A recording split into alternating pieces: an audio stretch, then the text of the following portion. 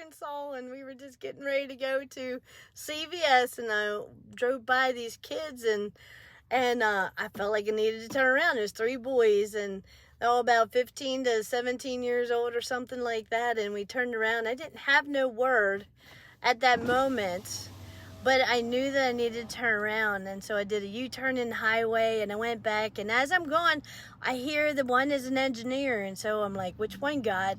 There's 3 of them, and so I pull up, and I said, hey, and I said, hey, I just feel like I have a word for you, and I pointed to the one in the middle, and I said, I feel like God says that you're want to be an engineer, and he's like, yeah. And so it was like really, really crazy. I felt like he does a lot with his hands, and just shared some stuff with him, and he let me pray for him.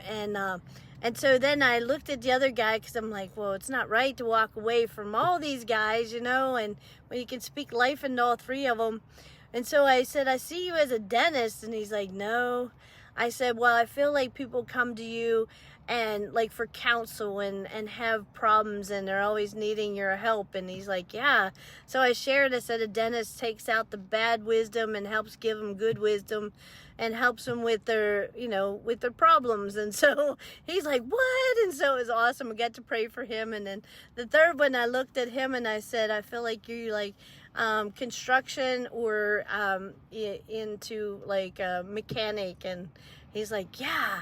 And so I got a chance to pray into him, and I said I felt like he was going to own his own shop, and he would actually empower others to have a career. And so it was just so cool. We got to pray for all these kids, and the one kid had a hat on. He literally takes his hat off to receive the prayer. They were such gentlemen, and it was just amazing.